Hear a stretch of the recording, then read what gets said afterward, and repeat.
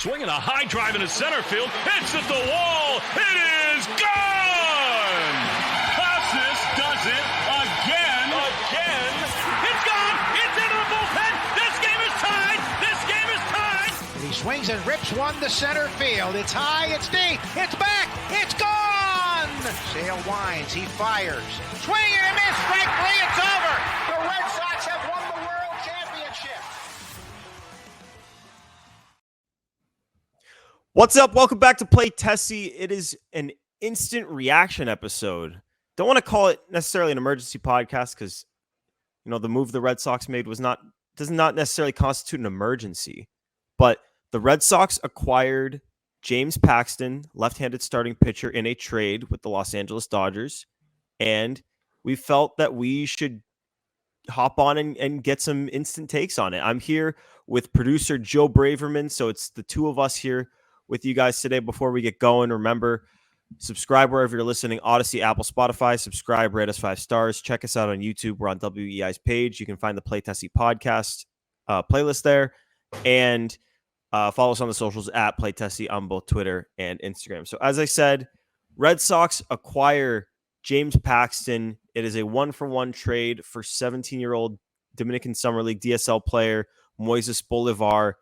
Basically, I mean, this is a guy who was signed, and we'll get into him after. Let's talk about James Paxton. Let's talk about what the Red Sox are getting here. Joe Braverman, how you doing, buddy? Oh, this is a great day. This is a great day where it feels like in a long time the Red Sox actually made an addition rather than a subtraction, or sitting on their hands.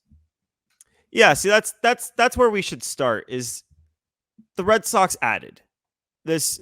I'm trying to think of the last time the Red Sox made an addition via trade that wasn't accompanied by a subsequent subtraction, or you could reverse the order. Like, for instance, like they acquired Tyler O'Neill in a trade where they traded Nick Robertson and another pretty much lottery ticket prospect to get him. That's a buy move, but that was like the fill in for, like, they traded Verdugo and then they acquired O'Neill. It was like those were kind of like subsequent deals. Like they traded for Tommy Pham and Eric Hosmer, but they'd also traded away Christian Vasquez. So it's like kind of the only time outside of like maybe like Kyle Schwarber that it's happened. I mean, So Schwarber was still, he was injured, so it's still. But it was a buy. Like, it was a buy. It was a buy. Okay, I'll give you that one. I think maybe like a true buy where like he can help you once he's available. You might need to go back to 2018. Which is crazy. Or you could go back to Andrew Kashner in 2019, as we love to talk about on this show. I would rather go 2018 instead. But yeah, I mean, we've talked about it over and over again. I mean, the hot names out there rotation wise were obviously Skubal and Crochet. This is not that. The Red Sox are not acquiring those guys, at least today. But we talked about it over and over again. They needed an arm. They needed a starting pitcher to help keep arms fresh, to make sure you get to the finish line, and to make sure that if a guy gets hurt, you're not completely screwed. Because pretend they didn't acquire James Paxton, and let's say Cutter Crawford goes down with an injury. What does your rotation even look like? You're out there with Houck, Pivetta, Bayo, and then Criswell and Winkowski, and you're just not going to make it to the postseason with that rotation. You needed to get a starting pitcher, and they did. They needed a body, and it's a bonus to me that it's a left-handed pitcher here, because the Red Sox don't have a left-handed pitcher in that rotation. I thought that, I mean, I don't want to say it was important, because obviously quality over lefty-righty, especially with starters, because obviously you're not going to play matchups, but I thought it was a nice bonus to get a lefty. It doesn't sound like he's going to start in the Yankees series, just based off of what Chris Cotillo tweeted, but I thought that was important. I absolutely agree. This is a depth piece that absolutely is a low risk, and it's a high reward, especially given the familiarity that Paxton gives you a year ago. Exactly. You know, we talked about it on the most recent episode. You just got to find bodies to nurse them to the finish line, because we've seen it this past week. The bullpen is gassed. They're taxed. They need some relief. Paxton does provide a little bit of relief. I am curious about the innings, though. He's not really an innings eater guy that I necessarily would look at and say, that's how you fix it. Considering that he's already at 89 1/3 and his total from last year was 96. I know he joined in the second half of the season, but still, like, This is a guy who's gone multiple years without hitting a high inning threshold. So I'm curious to see what Paxton does. But as we talked about this past week, this is a good move to make as long as you supplement it with some other moves because of the lefty he provides you. He'll just give you a bunch of innings. He can give you some good stuff now and again. Overall, I would say I like the move. As I tweeted out, it's a good move. It can be great if you add on to it. So, Joe, I want to go back. You were talking about his innings and making it to the. And I honestly, I think that's such a good point because one of the concerns last year, and it's why the Red Sox didn't get good. Like people get all mad that the Red Sox didn't trade James Paxton last year at the deadline. Obviously, that's acting with hindsight because they were in the same exact position last year, one game out as they are right now, and everyone wants them to add right now.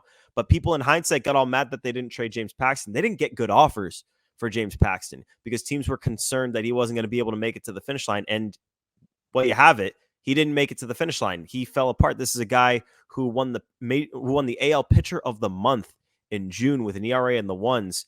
And then by the end, he was unpitchable. So it is going to be interesting to see if now having been basically fully healthy since then, if he's going to be able to make it to the finish line this year, or if he's going to burn out again. He's not a young guy. He's about to turn 36. And so we're going to have to see there. But one other thing before we move forward to the guy that they traded and where they go from here, I want to talk about a narrative that I've seen on Twitter about the whole, because James Paxton the other day, it was like right after his start against the Red Sox on Sunday, was DFA'd by the Dodgers.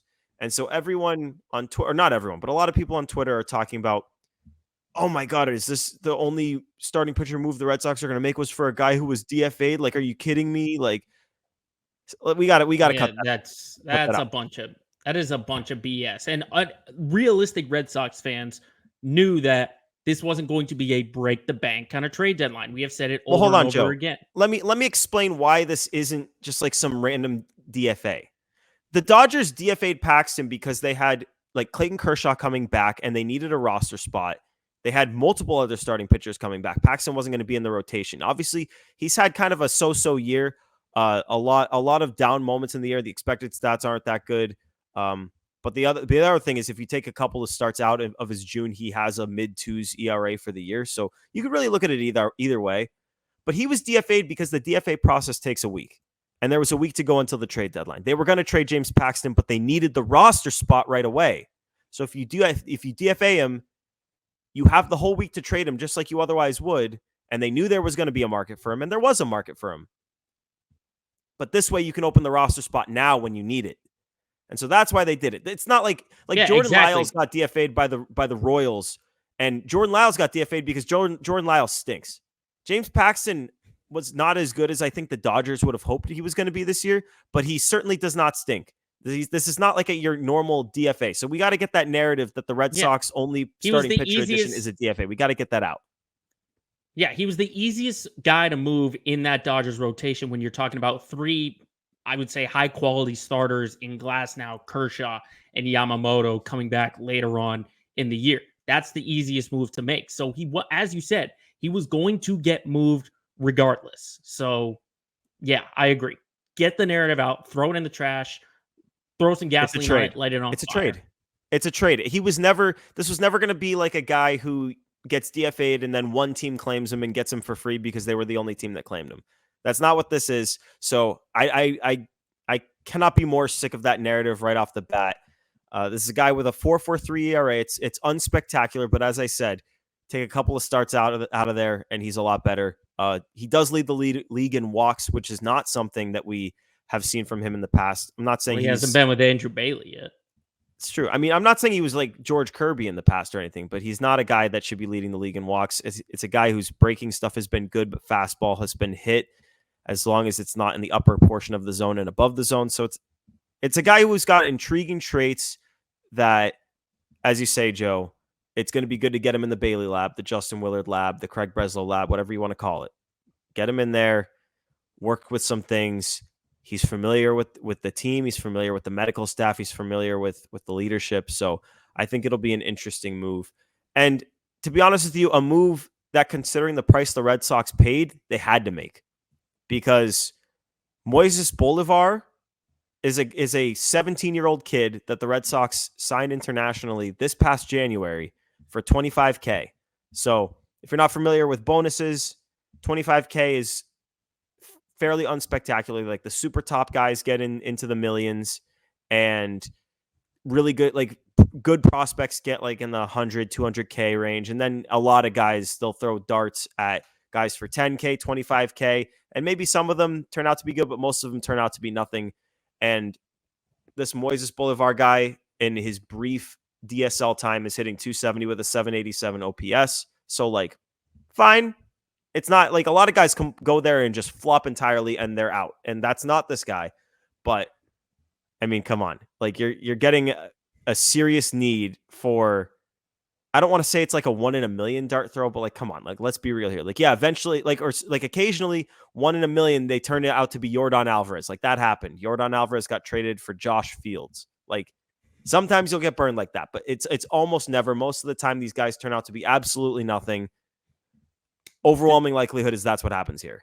This is a drop in the world's biggest bucket. Like if you're looking at a 100% bucket, that is 0.3% of what we're looking at. And Right. Considering this new strategy, or at least in this era of the Sox where you hold on to prospects and hope they pan out, you don't need to hold on to guys like this. And I'm going to literally admit what I told you guys in the chat. When I heard that name, Moises Bolivar, I literally said, who? Because I can tell you that 90% of Red Sox fans who are not diehards had no idea who this kid was. And even John Henry Even would diehards. Be, Even diehards. He's not even in Sox prospects top 60. He's not in the top 60. So this was literally a move that was staring them right in the face, and they would have been idiots not to make this move for a guy that, as you said, is legit a dart throw. Basically, you'd go to Vegas and you'd gamble your life savings, betting $1 to win $1 million. Right. And coming out with an absolute stud. That is worth the risk to get someone who can help you right here, right now in a need you absolutely had to target. Right. And moving forward, because that's where we should go with this. If the Red Sox only had one need and it was in the starting rotation, I would have said, because let's be real here. The Red Sox now have Houck, Cutter, Pivetta, Bayo, Paxton with Criswell as your depth, and beyond that, you could go to Winkowski, maybe Richard Fitz if all else fails. But like you've got a full staff of starting pitchers. They don't need to add another one. I know people want to see them improve the top of the rotation. Eventually that'll come, but I don't think it's going to be this year. I don't think you're going to see them add another starting pitcher. And that's okay. They just needed a guy to get him to the finish line. It is what it is. If they had no other needs, I would have said, okay, like let's aim a little bit higher because they have a lot of prospect capital to work with. A lot of guys that are going to be eligible for the Rule 5 draft that it would be good to get value out of those guys. But the thing is, this is just the start. I mean, there are 4 days till the trade deadline, and they have to get a relief pitcher. They have to get a right-handed bat, and you're not going to be able to aim at the top of the market for all 3 of those holes. So they found a guy that they're familiar with, that they feel comfortable with, that they like, and they got him for cheap. And that's going to allow you to use some of these upper minors left-handed bats, hopefully, to address other needs on the roster. Yeah, I agree. Like starting pitching was maybe not the biggest need. I mean, it was a top need for sure. I mean, we all agree. I think it was the need they needed to fill the most, but it's not that they didn't need it to be like an elite piece. They just needed to get to the finish line. You didn't need to get a Garrett Crochet or a Tarek Skubal. That was not at the top of the list. I think we all agree that right-handed bat is still the biggest need out there for the Sox to address. And then obviously add an arm in the bullpen. But as I said, low risk, high reward. You saved a lot of capital so you can make the move to go get that bat, to go get that relief arm. So I think this helps the Sox in a huge way where they did not break the bank to fill a need. And James Paxton is someone that can provide you with a lot of success, or he could be really bad, just as long as we both say, he's a body that gets you to the finish line. And I think it sets you up tremendously for the rest of this time up until the trade deadline, where you can still have those conversations to get, it's not the best class of right-handed bats or relief pitchers out there, but it's still better to go after that because those are positions where you don't have to break the bank to get a name out there. There could be a name out there that's a bat or a reliever arm that we haven't even talked about. And if they make the deal, we'll feel the same as we did with Paxton. They filled the need with a body. That's the thing here is like people want to complain just because James Paxton is kind of an unspectacular name at this point. My advice to you is you just got to wait and see the rest of the deadline. If they get to the finish line of the deadline and it passes and this is the only trade they make, then sure, be upset, even though I think a lot of us were afraid at times that they were going to sell and they wanted to sell and we're going to look for excuses to sell. I think it's already a win that they're not selling. But yeah, if they get to the deadline and this is the only move, then yeah, they didn't aim high enough and they're going to pay for it in the offseason when they lose guys in the Rule 5 draft. But it's just going to be one of those things where you have to wait and see. Joe, I think that's what is going to. Yeah.